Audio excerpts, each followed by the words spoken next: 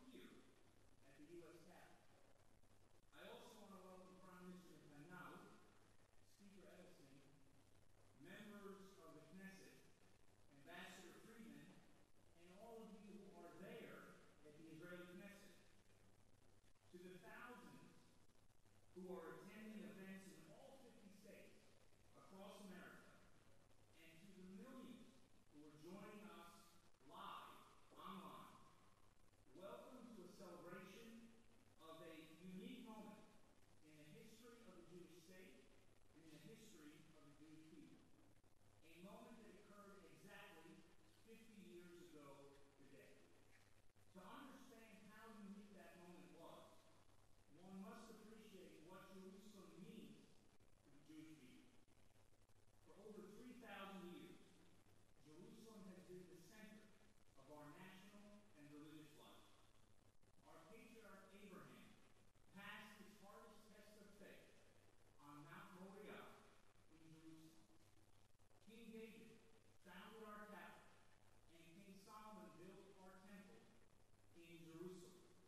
The prophet Isaiah defied the army of an empire atop the walls of Jerusalem. The prophet Jeremiah lamented a destruction and foresaw a return in the caverns of Jerusalem. The Maccabees rededicated a defiled temple and restored a lost sovereignty in Jerusalem. The people of Israel made a pilgrimage 3 times a year for centuries to worship God in Jerusalem. And the people of Israel fought and lost a war of independence against Rome in Jerusalem.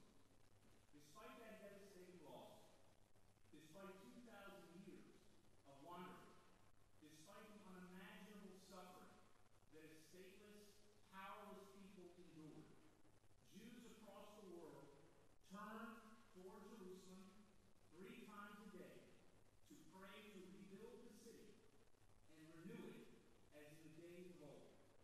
The Jewish people swore never to forget Jerusalem. And for 20 centuries, under wedding canopies and in houses of mourning, the Jewish people remember Jerusalem.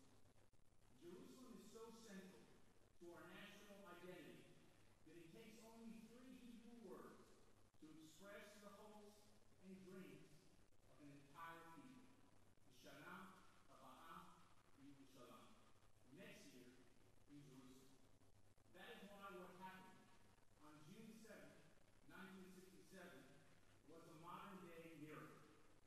I don't know if there's a comparable moment in the history of nations when the hopes of 100 generations were realized in a single place at a single time. Those who witnessed it can hardly describe it. Those who lived through it will never forget it. And we who are privileged to live at a time when Jerusalem is united and free should always be grateful for it. Ladies and gentlemen, King David chose Jerusalem as his capital to unite the tribes of Israel. Today, a reunited Jerusalem once again serves to unite Jews within Israel and across the world. But it is not the Jewish people alone who have reason to celebrate today. Under Israel's sovereignty, the Jewish and Arab residents of Jerusalem coexist in an open, diverse, and vibrant city. And under Israel's sovereignty, the sacred sites of Christians and Muslims are protected, and people of all nations and faiths are free to walk Jerusalem's streets, admire its beauty, and worship God.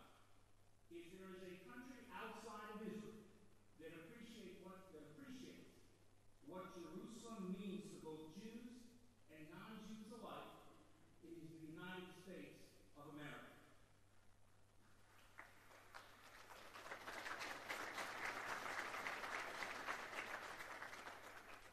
Americans express that appreciation each day as tens of millions pray for the peace of Jerusalem.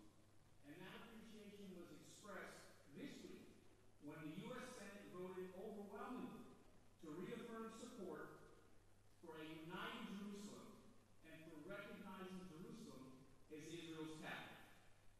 Truth is,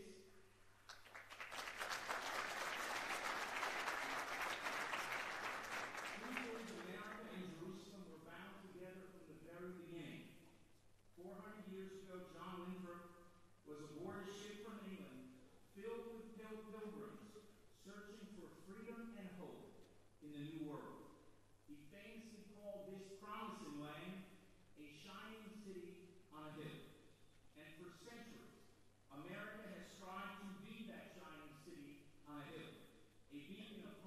freedom for its own people and for all humanity. So it could not be more fitting that today, Americans across this great nation have come together to celebrate Jerusalem, the eternal shining city on a hill. Today, America and Israel celebrate 50 years of unity, 50 years of freedom, 50 years of hope for a city, for a country, for a people, and for the world. Thank you.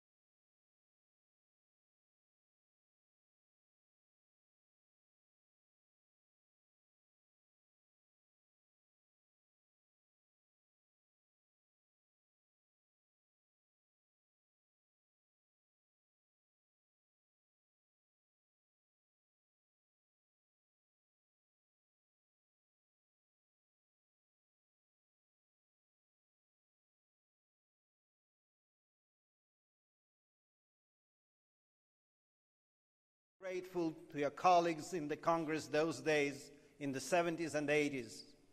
You allowed me to reach this moment, this day, and this event. In the United States, too, many Jews left the comfort of their home to realize the Jewish dream. Some join us here this evening to celebrate this special anniversary. Ephraim Greenfield heard about the Six-Day War and jumped on a plane to Israel to volunteer. He fell in love with the country and returned here to study at Hebrew University for a PhD. After graduation, he co-founded Ophirotronics in 1976, one of the country's early high-tech successes. Welcome.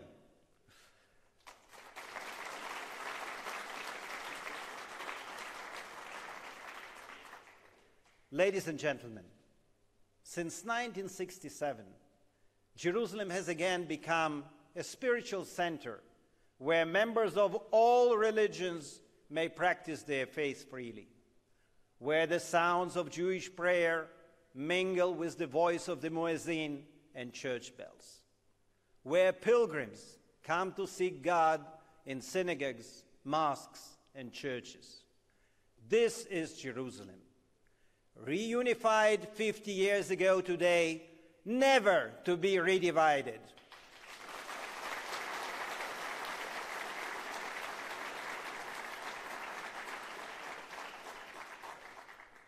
Join me on a tour of Jerusalem with an opal Bible in your hands. Find the pages with the prophecies of comfort by Zechariah and Jeremiah. You will see men and women of ripe old age sitting in the streets of Jerusalem. You will hear the voices of brides and grooms. You will also find a city that has become a center of arts, education, and cutting-edge technology. Jerusalem, like no other place in the world, bridges the ancient and the modern. Dear friends, your country was settled by pilgrims building, as our ambassador already mentioned, a city upon the hill. A just society based on the values that the Hebrew prophets preached right here thousands of years ago. These same values are the basis of the special bond between our peoples and countries. They are the real reason why Israel has always enjoyed broad bipartisan support in Congress and Senate and in every state capital. Thank you, Speaker Rahiyn, for your continued leadership in this regard, and thank you all for your friendship. 50 years ago, Israeli paratroopers touched the Western Wall, the very stones where your president recently prayed, the first sitting U.S. president to visit the Western Wall. For the sake of Jerusalem, let us not remain silent. Let us promise that support for unified Jerusalem remains high on both sides of the aisle, across the political spectrum, and throughout the United States.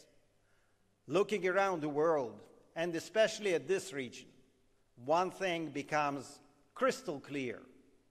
Only Israeli sovereignty will ensure that the city's holy sites remain open, free, and safe for members of every religion.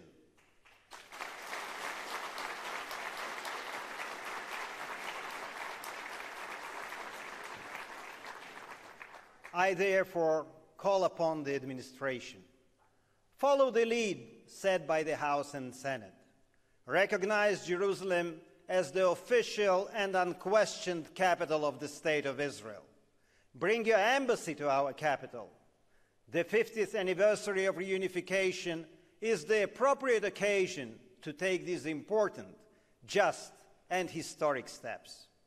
I am sure other countries will follow your lead. Let us pledge together.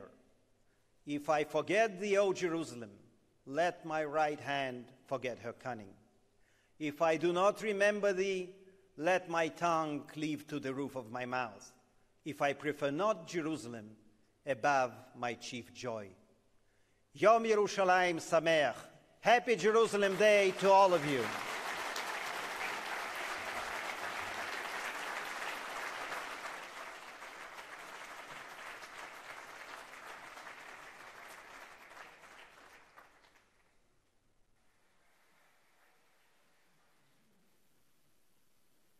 Please welcome Speaker of the House, Paul Rahiyn.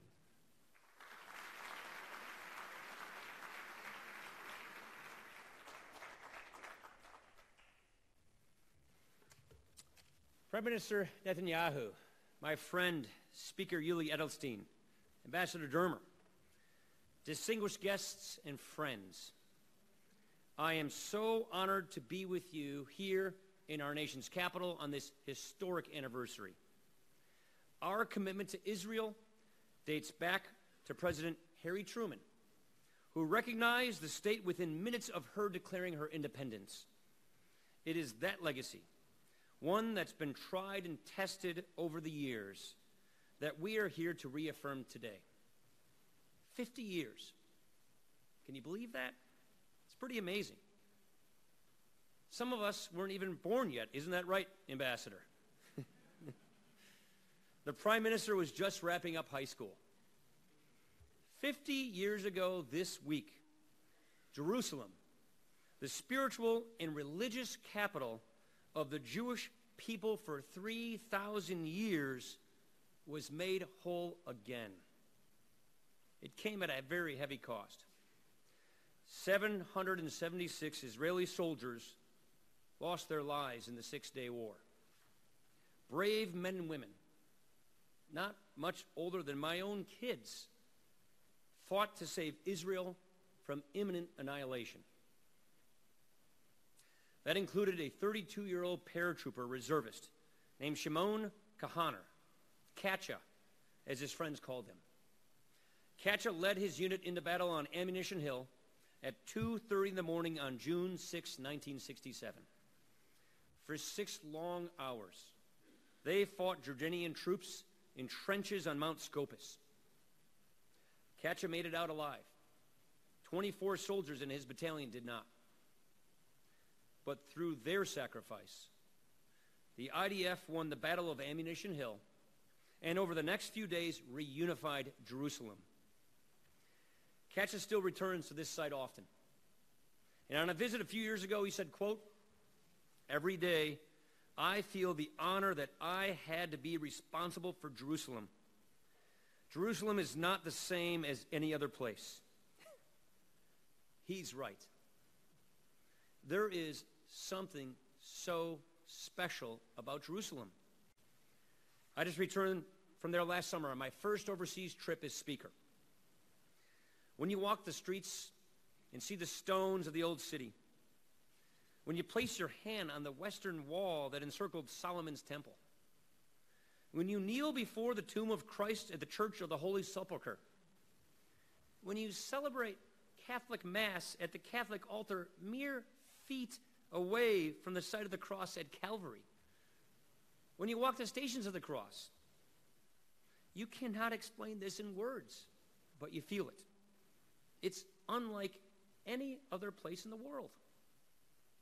Only in Jerusalem do Judaism, Christianity, and Islam converge at the roots of their faith.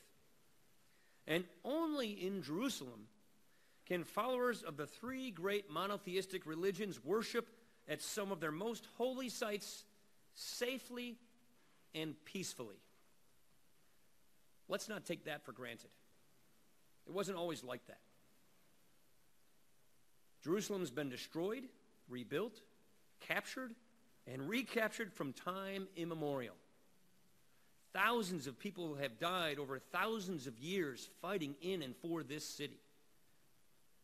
But without Jerusalem, the Israel we know today would simply not exist. In December 1973, just a couple of months after the Yom Kippur War, a 27-year-old IDF soldier scribbled a letter to his younger brother Benjamin. He wrote, "I don't intend to tell my grandchildren about the Jewish state in the 20th century as a mere brief and transient episode in the thousands of years of wandering. I intend to hold on here with all my might." His name was Yonatan Netanyahu. Yoni did not live to have grandchildren. He died, as we all know, rescuing 102 hostages from Palestinian terrorists during the raid on Entebbe. But if he had, here's what I think he would have told those grandchildren. After thousands of years in exile, the Jewish people are finally back home. Home in the land of their ancestors. Home in the land that so many have died fighting to defend.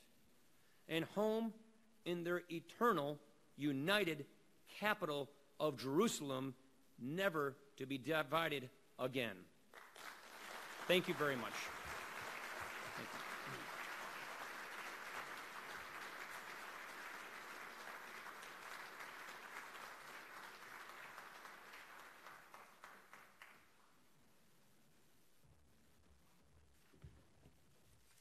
As I said earlier, we're celebrating this 50-year anniversary of Jerusalem's reunification. We have events going on simultaneously in 50 different states.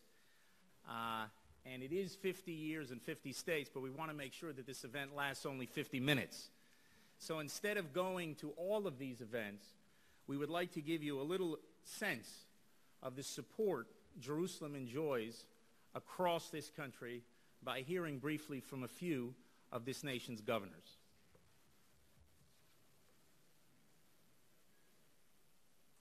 Hi, this is Governor Asa Hutchinson. This month marks the 50th anniversary of the reunification of the city of Jerusalem. In June of 1967, the state of Israel prevailed over its adversaries in the Six-Day War and entered the old city of Jerusalem. After 19 years of division, Jerusalem was once again reunited and restored to its place in the Jewish state. Through the centuries, the old city of Jerusalem has been the historical and spiritual center of the nation of Israel. And still today, Jerusalem remains the eternal capital of Israel, a monument of the Jewish people's love for their ancient homeland. It is my great honor to hereby proclaim June 7th, 2017 as the 50th anniversary of the reunification of Jerusalem. Hello, this is Governor Phil Bryant, representing the people of the state of Mississippi. Today, we join Israel and all the world in celebrating and recognizing 50 years since the reunification of the glorious city of Jerusalem. I've been to Israel on 3 different occasions, and those wonderful trips have showed me the care and concern of the people of Jerusalem and how they reach out to all that would come and visit. I often tell them it's so goes Israel, so goes America. So as we issue proclamations and celebrations today in that 50th year anniversary for Jerusalem, I would just say to all of you, let's make sure that it is another 50 years, another 100, another 1,000 that Jerusalem stands as a beacon of hope to all the world. Shalom to you.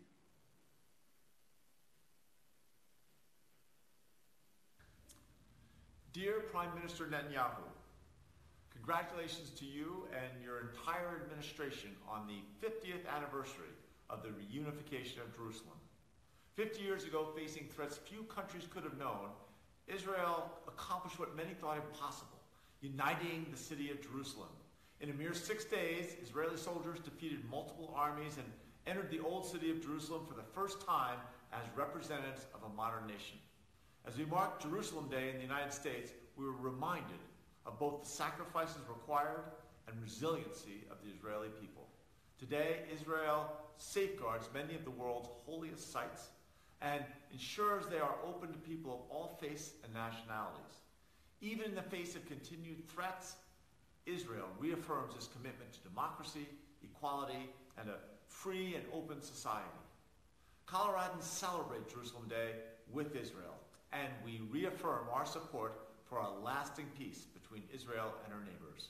With all best wishes, sincerely, John Hickenlooper. Hi, I'm Governor Rick Scott.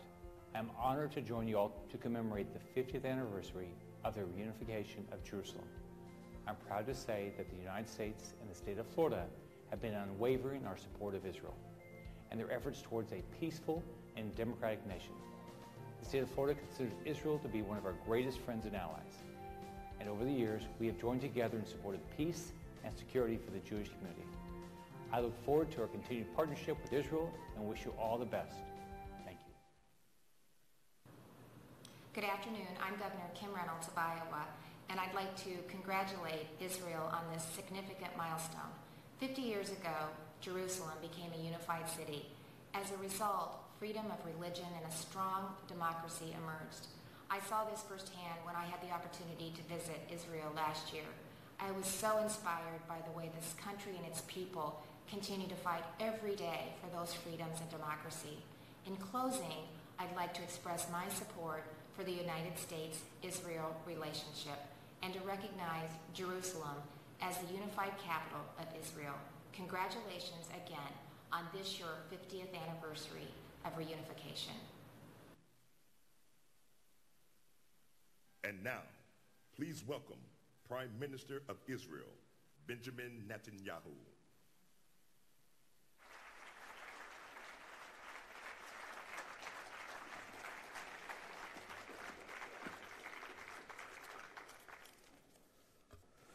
Thank you. Thank you, my dear friends, Speaker Paul Ryan. Thank you, governors, senators, Congress representatives, members of Congress across the board, across the parties. What a wonderful celebration of America and Israel friendship. Thank you, Ambassador Dermer and Ambassador Friedman. Thank you, our many, many friends in the Knesset, beyond the Knesset. It's a pleasure to address you from Jerusalem, the eternal, undivided capital of the Jewish state of Israel. Now, why do I say Jerusalem will never be divided again? Because I remember what it was like when it was divided. Now, I start with a confession. See, I was born in Tel Aviv. But at the age of 2 days, because the circumstances didn't allow at the time for ready medical treatment, my mother decided to give birth to me in Tel Aviv, but immediately we went up the hill to the city on the hill, divided, wounded, besieged really. Besieged in the sense it was enclosed from all sides. And that's where I grew up. First in the suburb of Talpiot, which was in the southern part of the city. And I remember my mother telling me, I must have been 2.5, 3, she said, Bibi, when you leave the house, you can't go right. Stop laughing. You cannot go right. You can only go left. Because if you go right, you hit the Jordanian barbed wires and the minefields and the snipers. And then as I grew up in this city, there were places we couldn't walk because there were snipers on the walls. And they shot, occasionally, Israelis. It was a wounded, divided city that had no future. And then on the 5th of June, I woke up to a resounding noise in my home in Jerusalem, and I climbed up on the roof, and I could see the bombs bursting in air. No, they were bursting on the ground right behind us. These were shells fired from Jordan without provocation. And many, many shells fell on Jerusalem. Many were killed. We were in shelters, some of us running between the shells in the streets. That's what you do when you're a little short of 18. And then we heard in the shelters Colonel Motagu say, the Temple Mount is in our hands. And it was like a lightning bolt. I can't describe it any other way. And right after that, there was a hole that was pierced in the ramparts, right near where the municipality is. And I remember just this spontaneous flood of people, of Jerusalemites, me among them, flowing through that gap, going through the alleys of the old city, one alley after another, one alley after another, and then we reached the wall. And I touched those stones. We have a common saying, the Rock of Ages. I was touching the Rock of Ages. And everything was coming from those stones through my fingers to my soul. Abraham and David and Solomon and our prophets and the Maccabees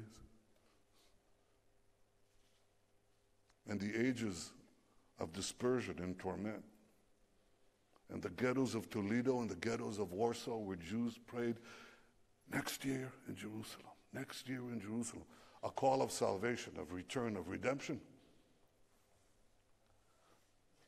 This is King David. This is Jerusalem, as old as our nation. We came back. We united the city. We felt an elation that I think is millennial. I know is millennial. And then we proceeded to do two great things.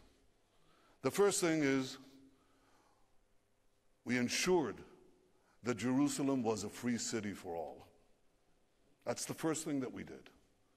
We made sure that the holy sites of Judaism, of Christianity, and Islam were available to all, unfettered, untouched. This is something that can be appreciated in retrospect because look around us.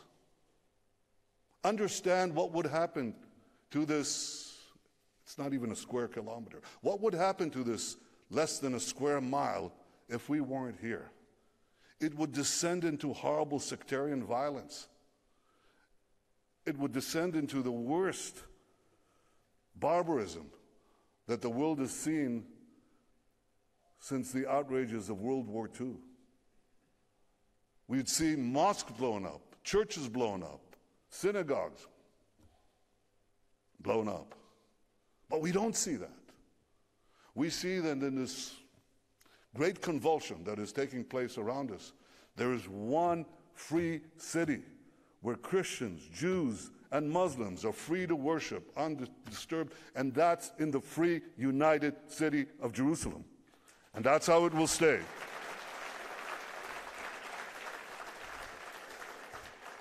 Oh, and there's another small thing that we did. We guaranteed the freedom of religion, but we also guaranteed the freedom of markets. We sort of instituted free markets, not sort of, in Israel. And guess what? It's changing Jerusalem. A few weeks ago, a small company called Intel bought a Jerusalem company, which is a few hundred meters from here, for the tidy sum of $15 billion.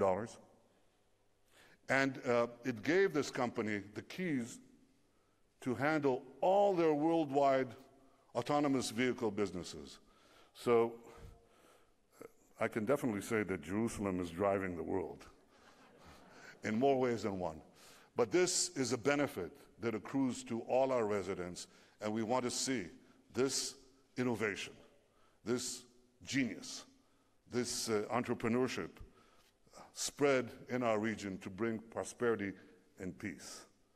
We are deeply, deeply indebted to you, our American friends, for supporting us.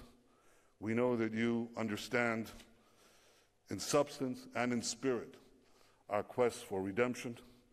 We know that you understand that the story of Israel, in many ways, the rebirth of Israel, and our return to this land and to this city, I think you understand in your hearts that this is a parable for all humanity.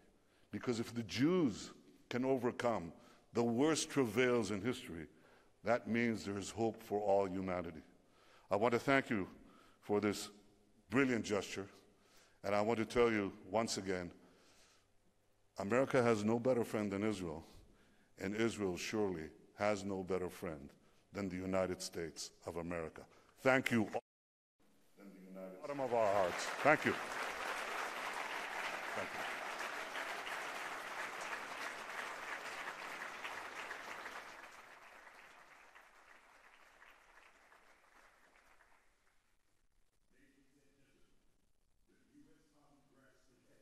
Performing Jerusalem of Gold.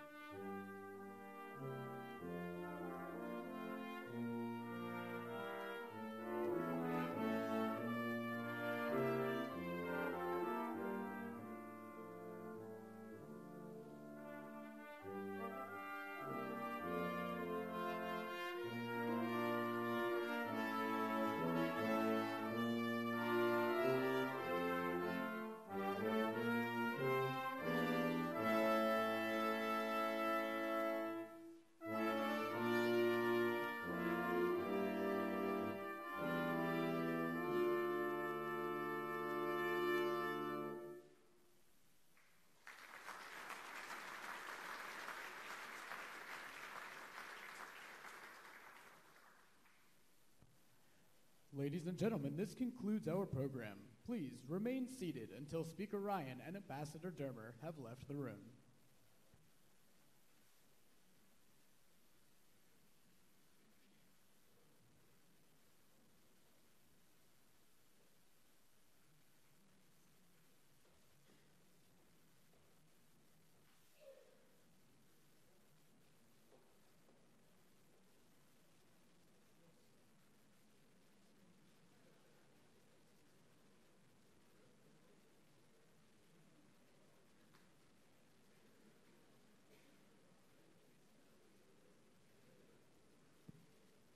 Ladies and gentlemen, thank you for joining us for the commemoration of the 50th anniversary of the reunification of Jerusalem.